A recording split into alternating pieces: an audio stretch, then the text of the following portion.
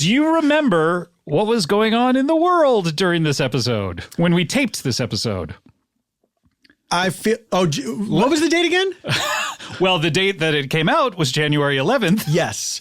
Okay, so here's what happened. We did this episode, and we taped it in the morning, and from the half hour we spent trying to get the other guests' stuff to work, and it didn't work, and then us taping, and it was about a 2.5 hour process of us being on the thing, right? And when I was taping at home, and this was on a Wednesday, I believe, our gardeners usually come on Wednesday, and I have my coworker, I have her communicate with them about when they should not be, in advance, like, oh, Scott's taping from this time to this time, so please don't do the leaf blowing and all that. So because it took a little bit longer than necessary, I had been texting during the show of like, hey, we're still taping. Can they hold off? And so she had been texting me, well, let me know when you're done because they're waiting to go. Mm-hmm. And so the minute we were done and we pressed stop on the Zoom, I texted and said, okay, we just finished. And I got a text back, okay, I think you should turn on the news now.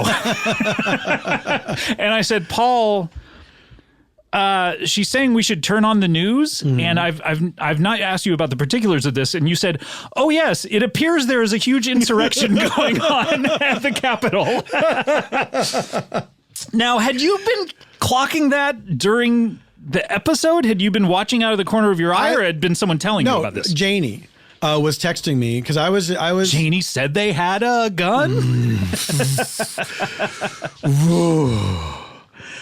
She texted me. I think she started texting me right before your coworker was texting you. Okay. And this is a mysterious stranger. This is a very mysterious person that we don't want to name. The baker.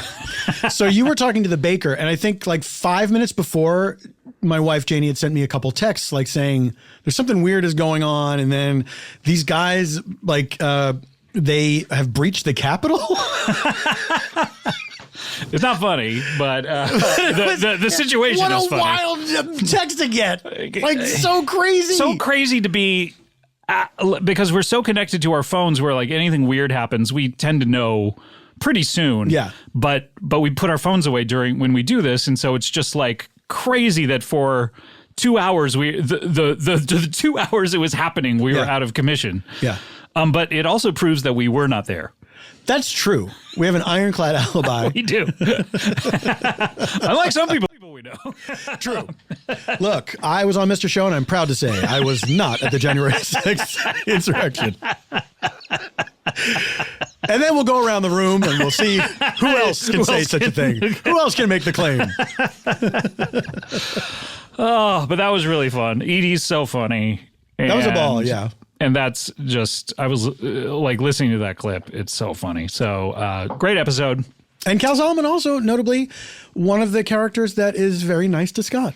Yes, one of your characters are 99% of the time really annoyed with me and give me a lot of pushback. Sure. And so it's always fun to have one on who's nice. Who's the one that likes you the least of my characters? Oh, God.